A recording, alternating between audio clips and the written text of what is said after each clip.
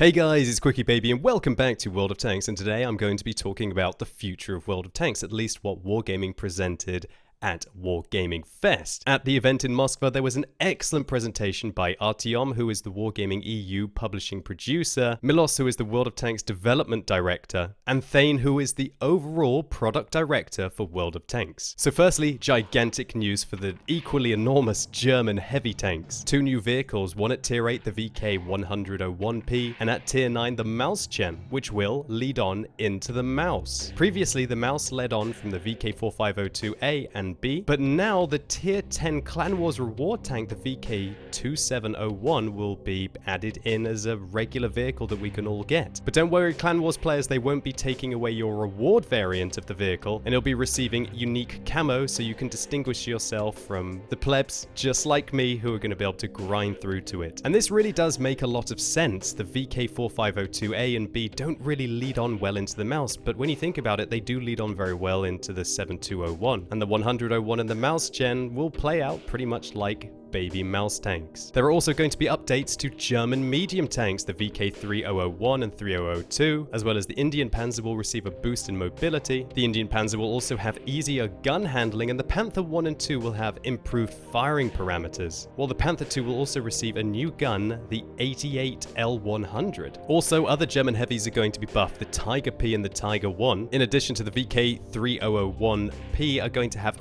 thicker turret armor. Great news for you Tiger lovers out there. Also, the E75 is going to have improved gun handling, and the E100 is going to get a penetration buff. The VK4502B is going to get buffs and nerfs, however. It will get better gun handling, thicker side armor, better top turret armor, but the lower front plate will become thinner. And so maybe long gone will be the days where the VK4502B can basically just sit out in front of anything that doesn't have 330mm of penetration. And the vehicle will once again get a frontal weak point that isn't just shooting premium rounds at its turret. The tier 8, on the other hand, is going to get only buffs. It will get thicker frontal armor and increased gun depression and elevation angles, which should significantly improve your grind towards the VK7201. Next, they announced some buffs to Japanese heavies. The Type 4 and Type 5 have been underperforming at tier 9 and tier 10 respectively, and Wargaming want to turn them into super high explosive wielding monsters. And who knows what kind of caliber guns they're going to be getting. Considering that the OI to the OHO can use 150mm high explosive rounds, perhaps they're going to go above and beyond that. However, there are going to be some buffs and nerfs to the OI experimental. It's going to get heavier and lose speed, and while its frontal armor will get thicker, it will have to give up its 10cm gun. The OI also will become more vulnerable with thinner armor at the rear of the tank, and there will also be changes to the shells available for the 15cm howitzer. But there's going to be a big buff to the OHO if you like to use the armor-piercing 10cm gun. It is now finally going to have premium armor-piercing rounds, which will be an absolutely gigantic buff to that tank when it is not top tier. Next up, Wargaming plan to buff all the slow and lumbering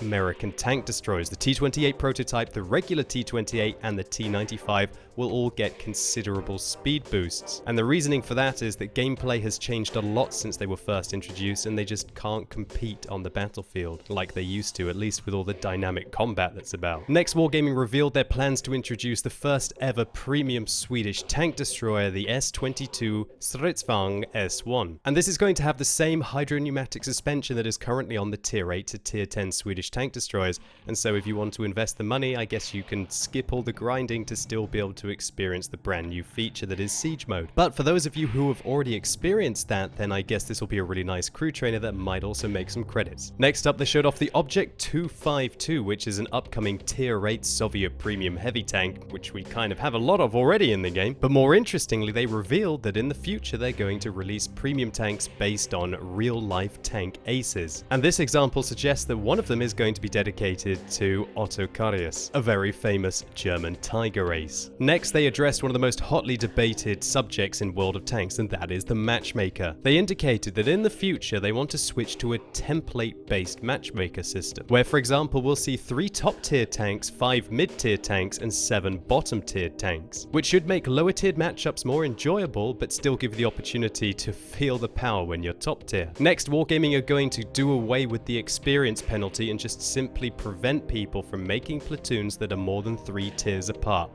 Finally, great change. The Matchmaker will also be more class conscious, and so we won't see 6 tank destroyers against 6 heavy tanks, for example, which Wargaming suggests leads to easy wins and quick losses. And Wargaming will limit the amount of artillery to a maximum of 3 per team. And so that means if you're trying to get a Bruno's medal for trying to kill 5 artillery, you might want to get out there now, because it looks like it's going to become a relic of World of Tanks past. Now this change sounds great, right? Nobody wants to have 4 or 5 artillery in a game, it just simply ruins it. But what this also means is that we're very much more likely to see 3 artillery more often, because the Matchmaker isn't going to be assigning any more 4 or 5 artillery matchups. And so for example, previously if there were 6 artillery in the queue, sometimes you would have 1 game with 5 and 1 game with 1. If they changed the maximum to 3, does that mean that we're going to see 3 in every single game that we play? Obviously dependent on how many artillery do sign up. So far all pretty awesome news, right? But Wargaming wasn't done. They revealed that they will be finally extending the light tanks up to tier 10. And I could not be more excited to play the T100, the tier 10 Soviet light tank. If that's not enough for you, the German Rheinmetall 57 light tank at tier 10, the American XM551 Sheridan, the French AMX 13 105. Does that mean it's going to have 390 alpha damage on a light tank? And of course the Chinese light tanks aren't left out. This is the WZ1321. And Wargaming stated that the tier 10 light tanks are going to perform kind of in between a current top tier 8 light tank and a tier 10 medium tank, i.e. top class visibility, amazing mobility, quite good firepower, while still having great speed. I.e. if a tier 10 medium tank decides to come and make it his life's goal to kill you, you can take him on. And this also means that light tank matchmaking will be changed to +2, -2. And so I expect that the current tier 8s are either going to be nerfed or maybe moved up to tier 9, and Wargaming will have to look at replacements at tier 8, I presume, to keep all of the tanks alive. Wargaming also mentioned that female crew voices are planned, but it's not one of their main priorities. And then brought up the topic of the Sandbox. They kind of felt that they hadn't really talked about it all that much. And let's be honest, the Sandbox was really hyped to us, and not really very much has come from it, well, at least so far, because they went on to elaborate about the features on the Sandbox server that they quite liked and they're going to introduce into the game. While they are keen to have styles of tanks, they don't want to make them so rigid that they feel like they have to buff and nerf every single vehicle. They will be increasing penetration fall off over distances, which will increase the effectiveness of armor at long ranges, which will really help heavies and well-armored mediums. They will also increase the dispersion in World of Tanks. They want to make vehicles less accurate, to again increase the impact of armor and to prevent every vehicle from being able to snipe accurately. They also mentioned that they will be implementing the overmatch mechanics that were promised in 9.17 but in a different form, and that they liked the direction that they were taking artillery, i.e. reducing their damage but making them more of a support tank with a stun mechanic, but the time that the stun will last will be significantly reduced. And furthermore, they will be adding in consumables to counter the self-propelled gun's stun. And it also looks like they plan to make consumables multi-use in the battle with a recharge timer. Everybody knows just how frustrating it is to use your repair kit in the first 30 seconds and then have to spend up to 14 minutes of the game ammo ranked. Now they didn't mention how long the recharge would be, but let's for example say that it's 2 minutes, maybe 3 minutes. That means that if you dig in and just remain patient, that you should be able to return to at least a more favorable combat effectiveness. But I presume that Wargaming are going to keep the recharge timer long enough to mean that when you get ammo racked, it's going to have a significant impact in the foreseeable 1 versus 1 or 2 versus 1 that you might be having. And so it doesn't render critical damage completely irrelevant. And finally, they went on to mention the recent performance enhancements that have happened in World of Tanks. And while it's great that everyone's got more FPS, this wasn't the key reason why they implemented them. It's so that they can take the graphics of World of Tanks to a whole new level, and they showcased a trailer.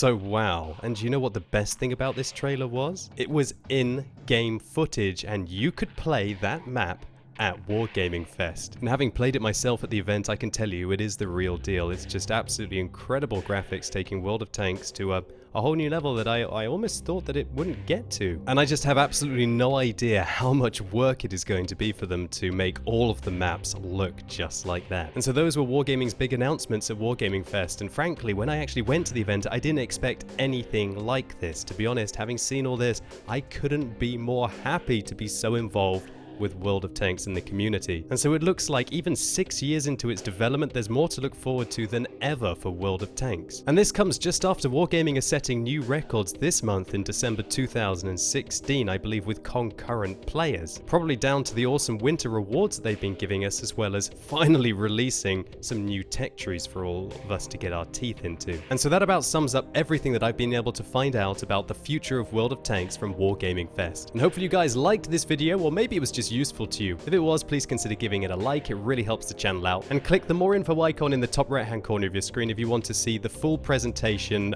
uninterrupted by me, where Artyom, Milos and Thane go into detail about what I've just told you. And I'm really excited to read your comments of everything that you've seen in this video. Do you think that the future of World of Tanks looks as bright as at least I feel it does now? Or do you think this is all too little, too late? And as always, thank you so much for watching. You've been epic, and hopefully I'll see you soon.